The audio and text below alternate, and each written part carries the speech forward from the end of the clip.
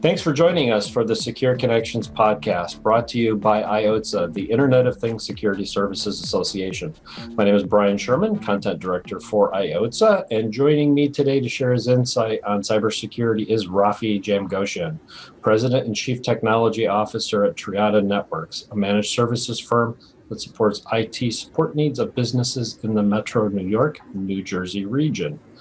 Raffi is a well-versed and highly experienced cybersecurity expert who freely shares his insight through media and online forums, and recently helped to author a new book on the cybersecurity topic.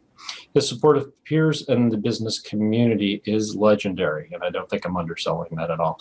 Welcome to the Secure Connections podcast, Raffi. Thanks, Brian, for having me. Great. Well, obviously, we've got a lot to talk about today, but I want to do a quick kind of check-in. It's been a while since we talked to you. So what have you and your family been doing to keep sane during the pandemic? Yeah, it's, we have four boys in the house, so big household of noise. Fortunately, they're kind of late sleepers, so I have the mornings a little bit quiet to ourselves, but it's been interesting trying to share internet connections, helping them get their schooling squared away. Luckily, they're old enough that they handle it themselves. And then my oldest is also working as well for a friendly, competitive MSP. So it makes an interesting household. So you've got a lot of people online, it sounds like, every day. Yes, we do. So I took up bike riding to stay sane and get out of the house a little bit. So that's been, but now it's getting a little chilly, so it's been difficult to do. Yeah, that's the bad part about living in the Northeast is same thing is I love my walks after work every day, but no, there's two things. A, it's getting really cold, and B, it's pretty dark to walk in the woods when I get out of work now. So yes, it is. That's a sad part this time of year. So great. So for those that aren't familiar with you, I know you have a storied career in technology. Why did you ever decide to get into IT? I don't know if we've ever talked about this. I resisted it for a long time. I grew up around computers. My dad was a computer programmer. They didn't have computer science when he was in college. He studied statistics and then started working for the American Broadcasting Company, ABC, as a programmer in the 70s. So I got really exposed very early to technology. We had computers in the house before most other families did. They were very big. They took up half the garage in some cases, but it was still got me the exposure to that kind of stuff. So programming and technology and all that was really interesting and cool to me. And so I started writing software. We wrote. This is pre-internet, so we were writing dial-up applications. I ran a BBS for a while. I am that nerdy, yes. I went to college to be a computer engineer. I wanted to do design. I wanted to build. I was designing laptops in high school and that kind of thing in terms of structure and kind of almost like a half industrial design, half But I definitely did not have Johnny Ive's talent. So I ended up going into computer and control systems engineering, and I resisted going into IT. I had friends that had gone into IT. They were making good money. Computer engineers were not making good money in the early 90s. It was lucky we had a job.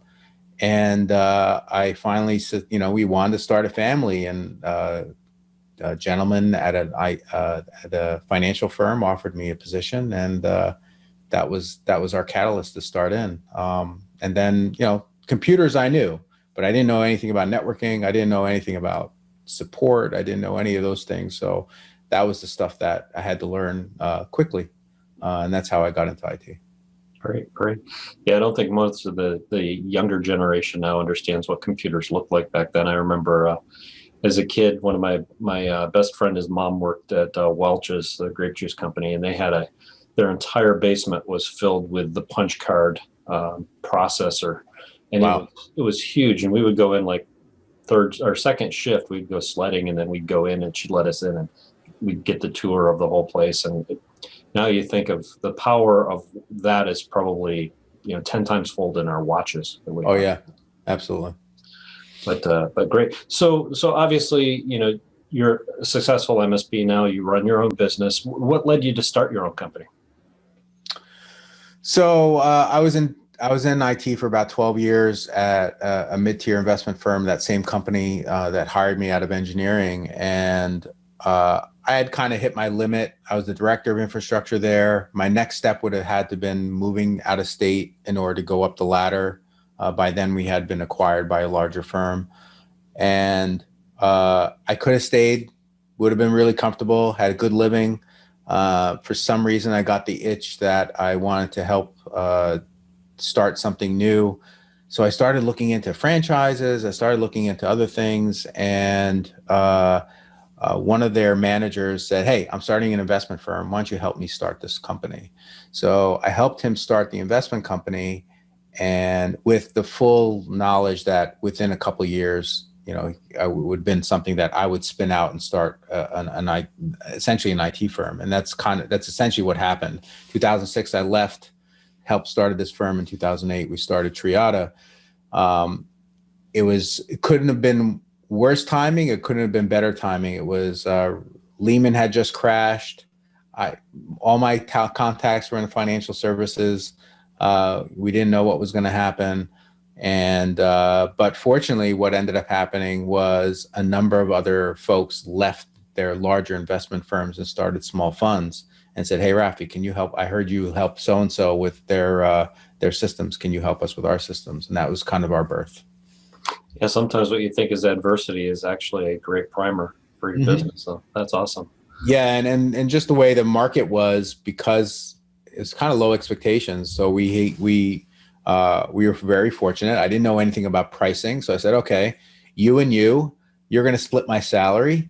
And that's my monthly price." And that's how we started. And, then I joined groups like ASCII and others and started interacting with other MSPs and understanding what this whole market was. I didn't know what it was. So then we got into tooling and all that. So it's been a fun ride.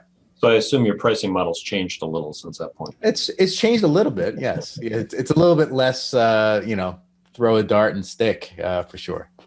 So where'd you get the name Triada Networks? I always liked that name, but what's the origin? So Triada is Greek for Trinity, and the Armenian word for Trinity is really long and difficult to pronounce for most people, especially Americans. So we went with Triada. It had a nice ring to it. Yeah. Oh, cool. So now here we are in 2020, and feeling like it's been 5 years in 2020. Yeah. How has the pandemic and all of the workplace changes affected your clients?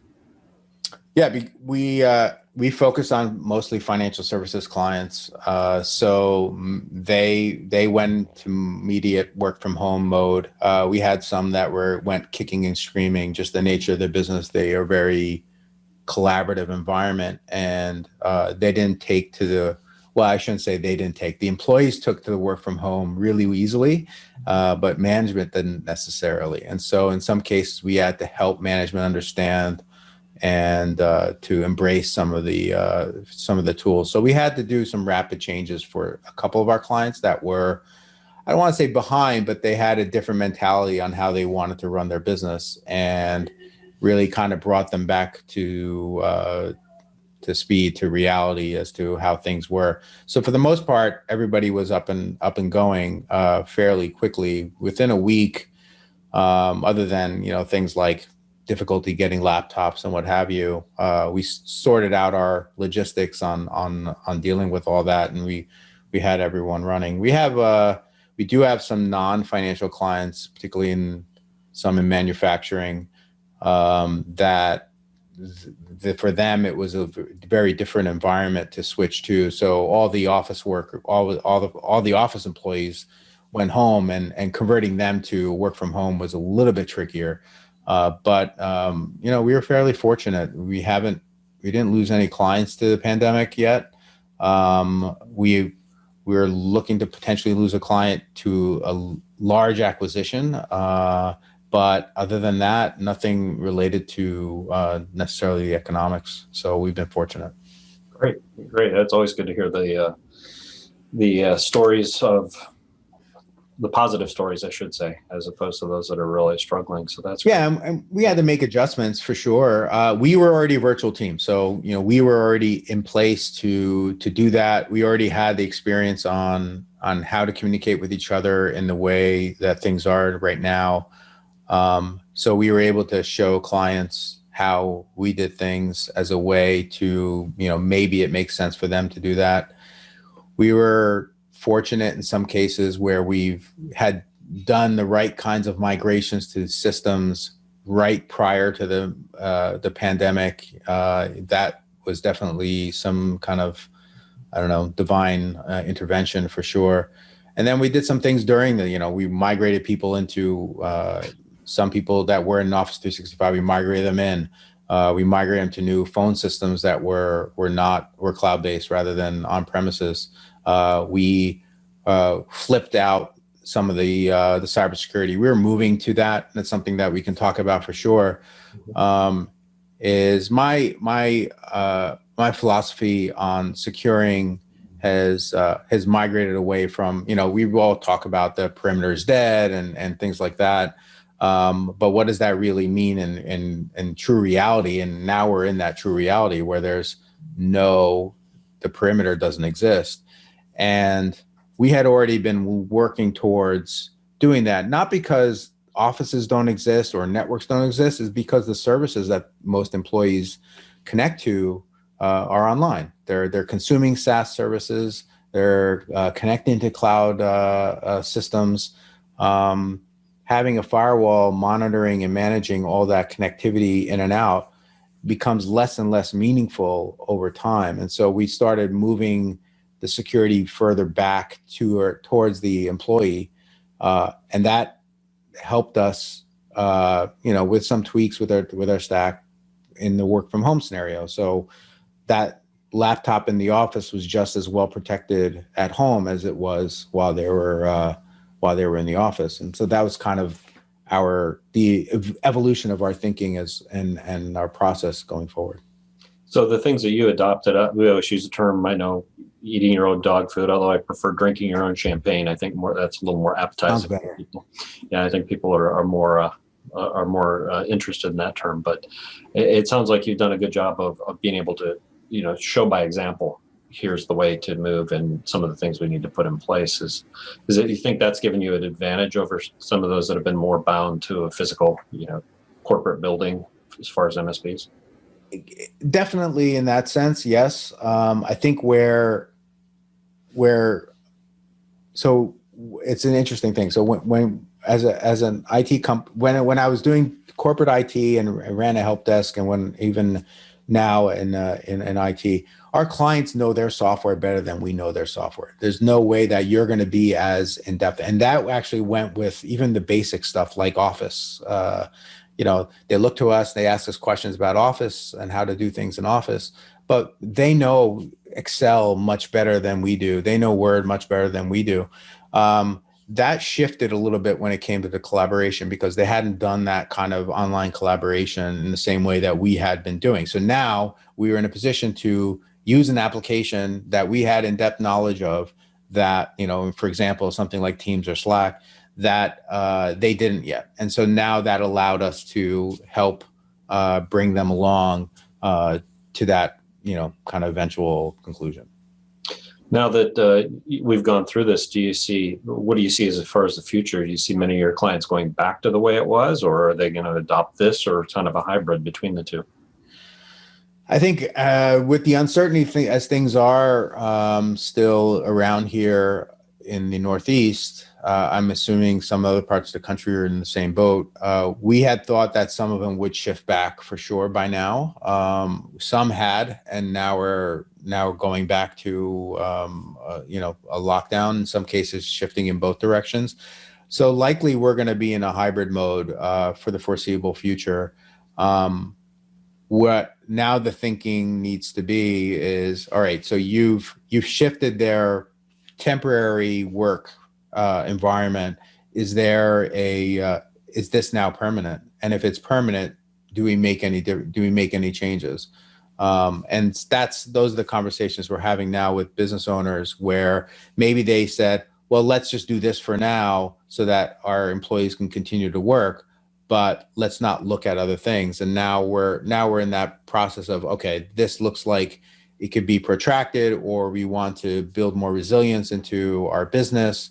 Where are some of the other areas that we can improve our resiliency? So we've been really good about helping businesses be resilient from a systems point of view. Mm-hmm. Now we're looking beyond the systems, where else they can be resilient. One common example is phone systems. Phone systems have been, for on-prem systems, have been notoriously difficult to build resiliency into, are very complex, very expensive. And we still had some clients that had some big iron. And so I think at this point, I mean, all but one or two are on cloud systems. So now they have this built-in resiliency that they didn't necessarily have before. And so we want to bring that to our other customers that don't have that. It's difficult because when you spend a lot of money on a phone system, for example, that's sometimes hard to pull the trigger on spending more money for a service provider for doing the same thing. Yeah, I think looking at all those lost investments that some of the companies have made, that's going to be a tough one for them to swallow moving forward. But yeah, I'm just, and I think it changes their thinking, right? Because now they're thinking of how are they now going forward. It's like, oh, we need a server upgrade. Do we really own the server? Can we maybe do something that's hosted instead? Can we look at more elastic services? So I think it changes the way they think about those things. Yeah, no, that definitely makes sense. I think I know from one perspective in 2021, being an investor in commercial real estate is going to be a very iffy proposition. Seeing what happens when the pandemic finally subsides and everybody can go back to whatever the new normal is. It'll be interesting. Yeah, interior design is going to be the new expansion in the commercial real estate space rather than the rental. I think that where our people that we network with, those that are in that business are actually doing pretty well.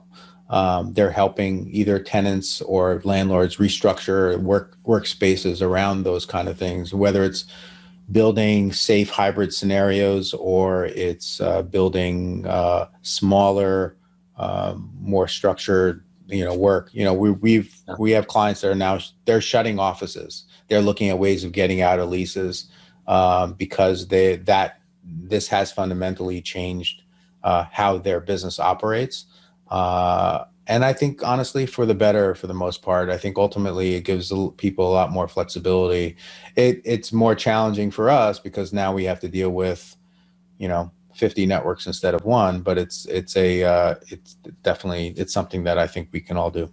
Yeah, no, I think we could definitely talk about that a lot more too, of where it's going to be. But I want to make sure we leave time to talk about On Thin Ice, which was the book that I know that you've recently co-authored. Can you tell us a little about your work and the premise, target audience, and a little about how the whole thing came together?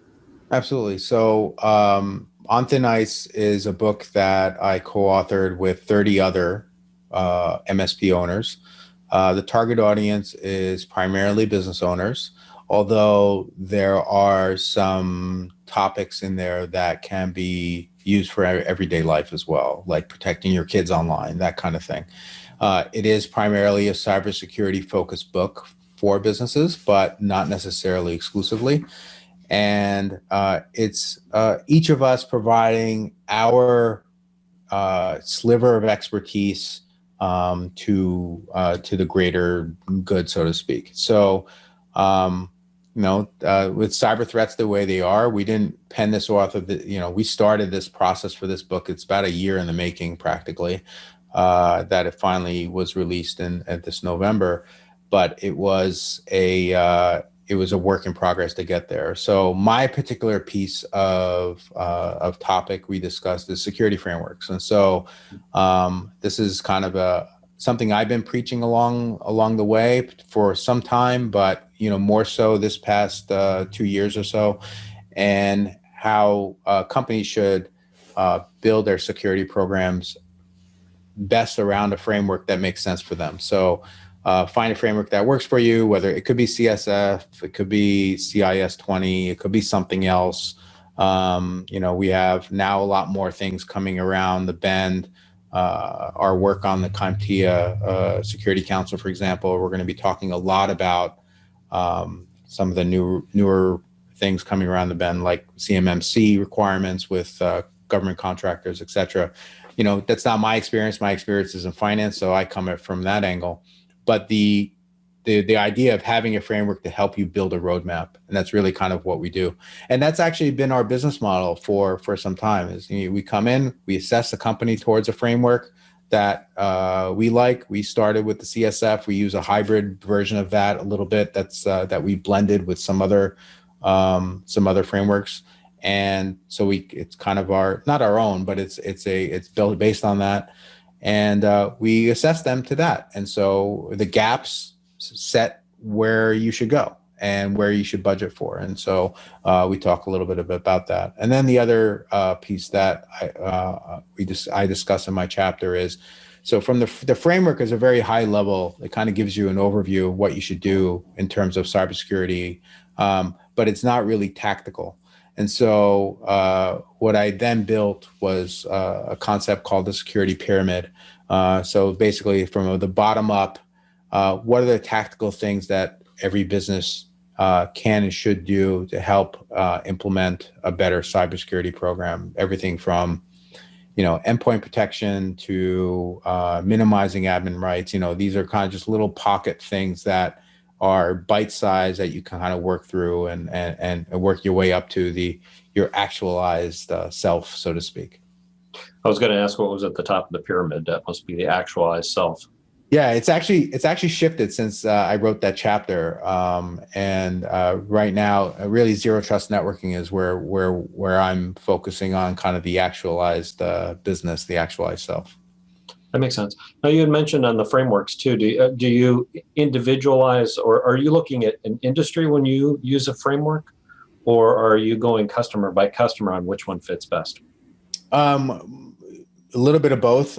Most of the time, we're looking at if they already have framework, and we recommend if you're working with an IT firm that already is using a framework that they're comfortable with, that they say they use CIS 20 because that tends to be what a lot of IT firms use. It's very technical, or maybe they're using NIST CSF. Go with whatever your IT firm is working with. Start there. If your industry has something specific, go with that. So what we've done is we typically use a blend of CIS and NIST with some little extra things specifically for FINRA, because those are some of the things that the financial services industry tends to look for.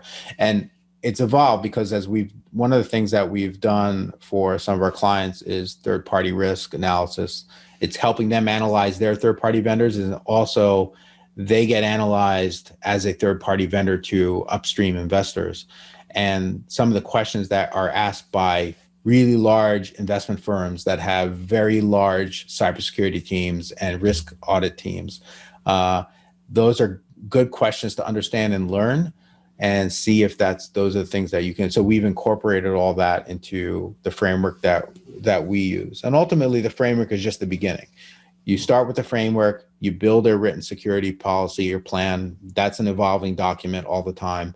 And then you build your policies and procedures on top of that. So it's an evolution along the way. It's a continuum. You start from the framework and you work your way through actual processes and procedures. Awesome. So, Raffi, let me take a step a little further here too. Is how does a project like working on the book on thin ice help you in your role at Triada Networks? Why do you get involved? Yeah, so it's two things. One, it's primarily a way to get our name out there from a marketing point of view.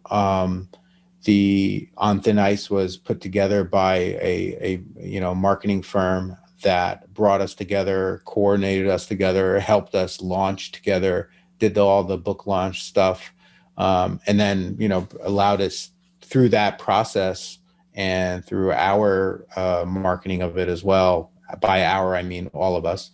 to get it to #1 status on Amazon, and that's the whole deal. It's really you build something that's hopefully useful to some people, and also you use it as a leveraging point for your marketing. So when I walk into a prospect, or I'm about to meet a prospect, and I send them a book that I've co-authored, or along with other cybersecurity experts, it has a little bit more cachet than just walking in with a couple pamphlets and a brochure. Yeah, I mean, it's very professional. I think one of the most professional ways of being able to present yourself as an author, and it goes beyond the marketing as well as you setting yourself up as an industry thought leader on, a topic like cybersecurity is huge today. Yeah, and I think where it's particularly on this, if you look at cybersecurity thought leadership, a lot of it is really geared on the enterprise side, and maybe the larger mid-market sides. And those are that kind of, if you want to call them the security rock stars out there. There really hasn't been I think a solid, cohesive conversation around small business and cybersecurity. What is really needed? What can be done in a pragmatic way without boiling the ocean, without having to spend $10,000 to protect a $10 item? Those kind of questions that you have to ask as a business owner. It's like, does this really make sense? So, I think that's part of what this is. And the hope is that, at least for me, is that this turns into other things. So it's not only, this is maybe the first published book. We've done some smaller ones in the past, but hopefully this turns into, the next book, more of a solo project. Maybe this turns into something else. The next the idea, at least I have, is more of kind of trying to build something around almost like a story or an allegory. So as a way to convey topics and risks in a way that's a little bit more entertaining. I get the feeling that you're looking at writing your own book, maybe targeted towards a particular industry, or would you keep it more general towards small? That's entirely the possibility. Yes. Yeah. I won't dig too deep at this point. We'll let you keep that secret. First off, before I move off this, where can our listeners find and purchase On Thin Ice? Yeah, so On Thin Ice is available on Amazon. If you search for On Thin Ice book, you'll find it. It's also if you go to our website, triadanet.com/cybersecuritybook, you can put in your email address, and I'll send you the link to the Amazon page as well. So that's another way to get access to the book. Yeah, one of the things I noted is, this is a great vehicle for you. First off, it's a great resource for those that are, small businesses looking for it. But you've been pretty active at engaging with your Triada audience, potential audience of prospects with social media. I mean, I would say of the thousands of MSPs and MSP employees that I'm connected to, your name and your face in Triada consistently ends up higher in my social media than others. So you're doing a lot. Explain to me kind of your marketing philosophy for Triada. Well, I've learned from my compatriots, the Kardashians, that you need to get your name out there to be exposed. No, it's a different exposure, though, I think, at this point. Yeah, it's a little bit of a different kind of exposure. So, we're a small company, just like most of the other MSPs are out there. We're smaller than a lot, bigger than some. And, we have these are the ways that social media gives you a great outlet to get your message out in a relatively inexpensive way. And so, but you have to be there and you have to be consistent for it to to have traction at all. And we didn't see it for a very long time. And because we weren't consistent, and we had to build processes around a content schedule, around building, what our social media is going to look like, kind of what our voice is on social media. And that's been a big part of putting that together. But that's only a piece of it. I mean, it needs to really inform, you have to kind of build everything around that. And, like most, we're not good at marketing. We haven't transformed ourselves into a marketing company that happens to do IT. We're still firmly in the technology and cybersecurity end. At some point, we hopefully will get to the point where we can be that real solid marketing engine. But I don't want it to just be noise either. It needs to be something that's informative. At least we try to be informative. We try to be a little bit entertaining. I think at one point we were trending on IT humor on Pinterest or something like that for one point. So it's that part of it definitely interesting for me. Well, I think the key part is you said too that you're a small company, but you're projecting very large. And I think the other key point, at least from my observations, is you're also trending very professional between the book, between social media, and the mix of different content you provide on various platforms. I think that's something that every MSP can learn from. Thank you. What you guys are doing. So that's awesome. So unfortunately, we run too short on time on the Secure Connections podcast. But before we sign off, do you have any final thoughts or suggestions for your peers on cybersecurity or other topics? Yeah, I mean, I think MSPs are getting a bad rap when it comes to cybersecurity. I think between some of the events that took place in 2019 and even some in 2020, if you're not taking care of your own business well, you're going to be in trouble. So protect yourself, as to quote Wu-Tang, protect your neck. I think that's definitely something that every MSP should do. Not to kind of pitch the CompTIA stuff. CompTIA is rebooting the cybersecurity trustmark, security trustmark. It's a third-party audited process. It's not easy, and it's not necessarily cheap because there's some labor involved with it. We went through an older version of it. We're gonna go through the new one.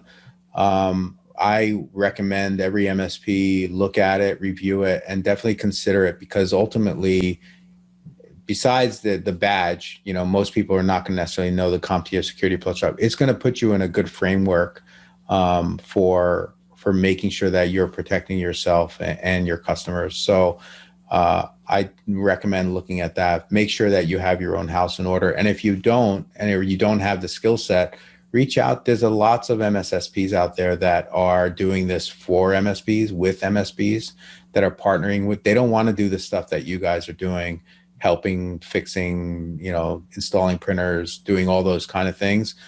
They just want to help you, protect you and your customers. Start with yourselves and go forward from there.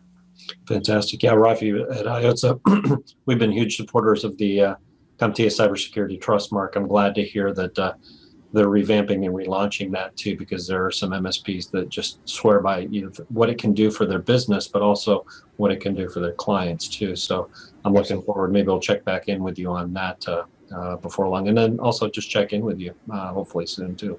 Sounds good. Awesome. I'd like to extend a big thank you to Raffi Jamgotchian of Triada Networks for joining us today to discuss cybersecurity and tell us all about his book on thin ice. Again, that's available on Amazon for those of you who are looking for it. We appreciate all of you for tuning in and listening today. And I encourage you to take a minute and check out all of the association's channel-only resources at iotsa.com. Again, thank you. And we hope that you have a safe and secure day. Thanks, Brian.